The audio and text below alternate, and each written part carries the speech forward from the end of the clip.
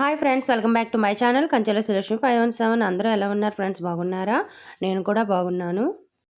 ఈ లాగ్ అయితే కార్తీక మాసంలో 3వ కార్తీక సోమవారం రోజుది.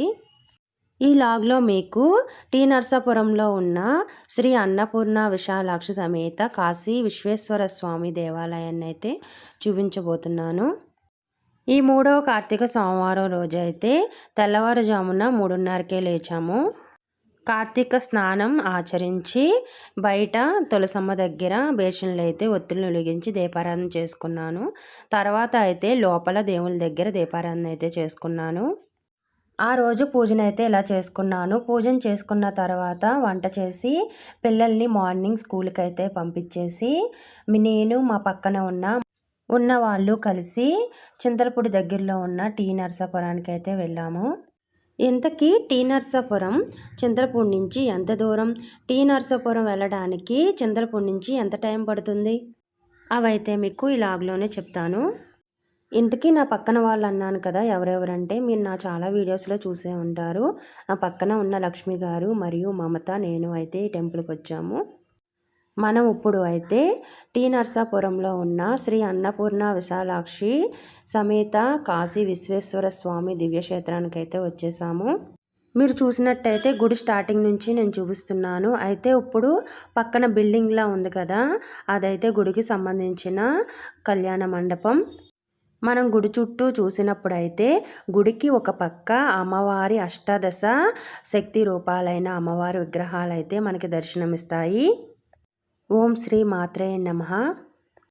అయితే ఈ దేవాలయం గురించి చెప్పాలంటే ఇది చాలా ప్రసిద్ధమైన దేవాలయము.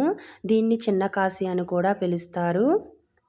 అసలు ఈ దేవాలయానికి చిన్న కాశీ అనే పేరు ఎలా వచ్చిందంటే, ఈ దేవాలయంలో ప్రధాన దైవం కాశీ విశ్వనాథుని స్వరూపమైన కాశీ విశ్వేశ్వర స్వామి, అలాగే అమ్మవారుగా శ్రీ అన్నపూర్ణ విశాలాక్షి కొలువై ఉండటంతో కాశీలో ఉన్న దైవాల పేరుతో ఇక్కడ ఆరాధన జరగటంతో దీనికి కాశీ అనే పేరు వచ్చింది. అంతేకాదు కాశీని దర్శించలేని భక్తులు ఈ గుడిని దర్శిస్తే కాశీని దర్శించినంత పుణ్యం అయితే వస్తుందని అంటారు. ఇంతకీ గుడికి అటుపక్క చూసారుగా, ఇటు పక్క నుంచి అయితే ఈ శివయ్య విగ్రహం అయితే ఉంది. నాకైతే శివయ్య వచ్చి కూర్చున్నట్టయితే అనిపించింది ఆ విగ్రహం దగ్గరికి వెళ్ళగానే. నేనైతే చాలాసేపు ఆ విగ్రహం దగ్గరే ఉన్నాను. అక్కడ దండం పెట్టుకుని కొబ్బరికాయ కొట్టే ప్లేస్ కూడా విగ్రహం దగ్గరే కొబ్బరికాయ కొట్టి అయితే లోపలికి వెళ్ళాము. ఇప్పుడు మీరు గుడిలో ఉన్న కాశీ విశ్వేశ్వర స్వామిని అయితే చూస్తున్నారు. ఆ స్వామిని అయితే అలాగే చూస్తూ అయితే ఉండాలని అయితే అనిపించింది. చాలాసేపు మేము చూస్తూ అక్కడే అయితే కూర్చున్నాము. ఆ రోజు మేము ముగ్గురం ఉపవాసం ఉండి అయితే గుడికి వెళ్ళాము. కానీ చాలా ఎనర్జెటిక్గా తిరుగుతున్నాము. అంటే గుడి చుట్టూ ఈ శివయ్య దైవల్ని. ఆ శివయ్యను చూస్తే ఆకలన్న పదమే గుర్తుకు రాదు. అంతే కదా, ఈ జగమంతా శివమయం. ఓం నమ శివాయ. అంతేకాదు ఆ రోజు మాకు అదృష్టం ఏంటంటే శివయ్య ముందు కూర్చుని కొందరు భక్తులైతే పాటలు పాడుతూ భజనలు అయితే చేస్తున్నారు, శివయ్య పాటలు పాడుతూ. ఇక మేము ముగ్గురం కూడా కూర్చుని కొన్ని కీర్తనలు అయితే పాడాము, శివయ్య కీర్తనలు. అయితే గుడి పక్కన గుడికి సంబంధించిన ఒక కళ్యాణ మండపం ఉందని అన్నాను కదా, ఇక్కడ భజన చేసి వచ్చిన వాళ్ళకి మరియు ఏ భక్తులు ఇబ్బంది పడకుండా అయితే మరియు స్వామిమాల వేసుకున్న వాళ్ళకు కూడా కళ్యాణ మండపంలో అయితే భోజన సదుపాయాలను కల్పించారు.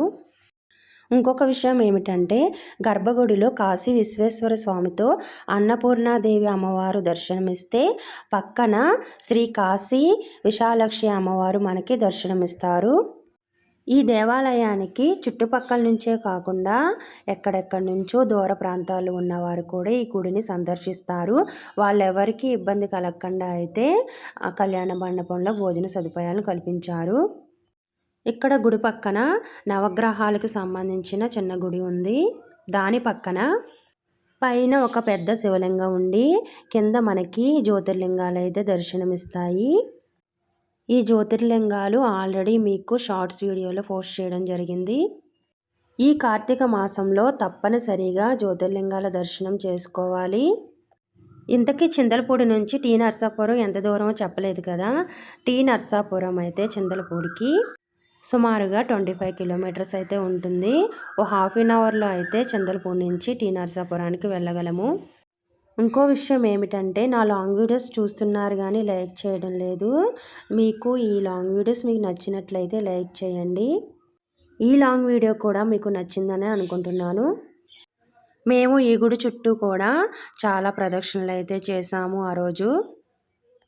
నాకైతే ఈ దేవాలయాన్ని చూస్తుంటే మా ఊరి దగ్గరలో ఉన్న వీరంపాలెం దేవాలయం అయితే గుర్తుకు వచ్చింది. అక్కడ కూడా ఇంత పెద్ద శివలింగం ఉంటుంది, అలాగే శివుడి విగ్రహం ఉంటుంది. అయితే మేము తాడేపల్లిగూడెంలో ఉండంగా వీరంపాలెం శివాలయంకి అయితే వెళ్ళేవాళ్ళము. ఈ దేవాలయానికి మేము ప్రతి కార్తీక మాసం వస్తూనే ఉంటాము.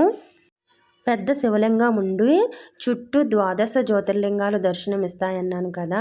అయితే ఈ గుడి లోపల ఏ స్వామి ఉన్నారో చూద్దాం రండి. గుడి లోపలైతే శ్రీ నాగేశ్వర స్వామి వారైతే మనకి దర్శనమిస్తారు. మనకి అమ్మవార్ల సమేతంగా అయితే దర్శనమిస్తారు. ఈ 12 జ్యోతిర్లింగాల గుడి కూడా చాలా అంటే చాలా బాగుంది. ఆల్రెడీ నేను ఇది కూడా షార్ట్స్ వీడియోలో అప్లోడ్ చేశాను. ఇప్పుడు మనం ఈ 12 జ్యోతిర్లింగాల గుడి నుంచి పక్కన దారి అయితే ఉంటుంది బయటికి, అక్కడికైతే వచ్చాము. గుడికి ఆ పక్కన కళ్యాణ మండపం ఉంటే ఒక పక్కన అయితే ఇలాగ చెరువులా ఉండి మధ్యలో అయితే శివయ్య విగ్రహం అయితే ఉంది. శివయ్య విగ్రహాన్ని భలే అయితే కట్టారు. వంతెన ఉన్నట్టు, పైన చెట్టు ఉన్నట్టు, కింద శివయ్య ఉన్నట్టు, చుట్టుపక్కల ఋషులు ఉన్నట్టు అయితే కట్టారు. మేము అక్కడ వాటర్లో అయితే ఇలా ఒత్తులను అయితే వెలిగించాము. అయితే మేము అంత పెద్ద శివయ్య విగ్రహాన్ని చూస్తూ ఊరుకుంటామా, ఆ శివయ్య విగ్రహం దగ్గరికి వెళ్ళి ఆశీర్వాదం అయితే తీసుకున్నాము. ఆ శివయ్య అనుగ్రహం మీకు కూడా ఉండాలని నేను మనస్ఫూర్తిగా అయితే కోరుకుంటున్నాను. ఓం నమ శివాయ, ఓం నమ శివాయ. ఈ దివ్యక్షేత్రం మీకు నచ్చిందని అనుకుంటున్నాను. Please subscribe, like, share. Bye friends, thank you for watching.